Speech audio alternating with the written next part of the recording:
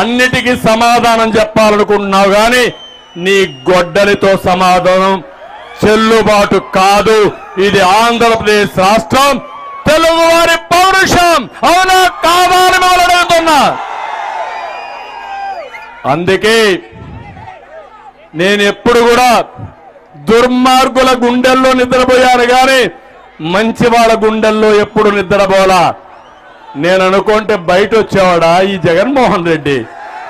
ఒక్క అడుగు పాదయాత్ర వేసేవాడా అని మిమ్మల్ని అడుగుతున్నా. అది నా మర్యాద. తీవ్రవాదుల పైన పోరాడిన పార్టీ, ముఠా నాయకుల పైన పోరాడిన పార్టీ, మత విద్వేష శక్తుల పైన రాజీ లేని పోరాటం చేసిన పార్టీ, రౌడీల్ని రాష్ట్రంలో లేకుండా చేసిన పార్టీ. నాకు ఈ రాజకీయ రౌడీలు ఒక లెక్క తమ్ముళ్ళు. అదే చెప్తున్నా, కబద్దార్ జాగ్రత్తగా ఉండండి. రాజకీయాల ముసుగులో రౌడీజం చేయాలంటే, రాజకీయ ముసుగులో పోలీసులు ఉపయోగించుకోవాలంటే మీ ఆటలు సాగనీయం. రోజులు దగ్గర పడ్డాయి. ఈ రోజు హెచ్చరిస్తున్నా, వాలంటీర్స్ కూడా అపీల్ చేస్తున్నా, వాలంటీర్ వ్యవస్థకు నేను వ్యతిరేకం కాదు. మీరు ప్రజలకు సేవ చేయండి, మేము కూడా మిమ్మల్ని అభినందిస్తాం. కానీ జగన్మోహన్ రెడ్డికి సేవ చేస్తే, వైసీపీ సేవలో కానీ మీరు పనిచేస్తే అదే మీకు చివరి రోజులు మిమ్మల్ని కూడా ఎవ్వరు ఉండరు. ఆ విషయం మీరు గుర్తుపెట్టుకోవాలని వారు కూడా నేను కోరుతున్నా. జగన్మోహన్ రెడ్డి ప్రవర్తన తప్పుడు ప్రవర్తన, నేర ప్రవర్తన, ప్రతి ఒక్కరి దగ్గర తప్పుడు పనులు చేయించి ఆయనతో కూడా వాళ్ళు కూడా జైలుకు తీసుకుపోవడం జగన్మోహన్ రెడ్డికి అలవాటు. అదే ఈ యొక్క నియోజకవర్గంలో జరిగే పరిస్థితి వచ్చింది. అందుకే నేను మిమ్మల్ని అందరినీ ఒకటే కోరుతున్నాను. ఈరోజు ఈ యొక్క పర్చూరు ఉంది, పర్చూరు రాజకీయాలు రాష్ట్రానికే ఒకే స్టడీ. ఇది ప్రభుత్వం యొక్క విధ్వంసం, దాడులు, తప్పుడు కేసులు, కబ్జాలు, దొంగ ఓట్లు ఒకటి కాదు. జరగనట్టు ఏమన్నా ఉన్నాయా ఈ పర్చూరులో అని మిమ్మల్ని అడుగుతున్నా. ఈయన్ని చూస్తే 2019 చీరాల్లో చీకొట్టారు. ఆ వ్యక్తి పేరేంటయా?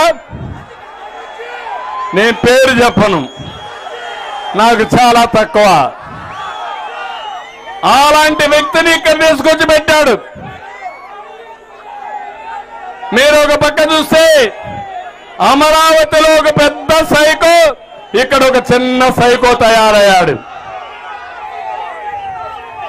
ఎన్ని ఆటలాడాడు, ఎంత ఎదిగిపోయాడు. ఒక్క దొంగ నోట్ల కోసం ఫామ్ 7 అన్యాయం చేసి 14,000 ఓట్లు కావాలని యాడ్ చేయడం, డిలీట్ చేయడం ఎన్ని చేసిన వ్యక్తి. దొంగతనంగా ఓట్లన్నీ కూడా తొలగించారు. పాపం సాంబశివరావు బాగా ఫైట్ చేశాడు. గట్టిగా అభినందించండి మీకోసం.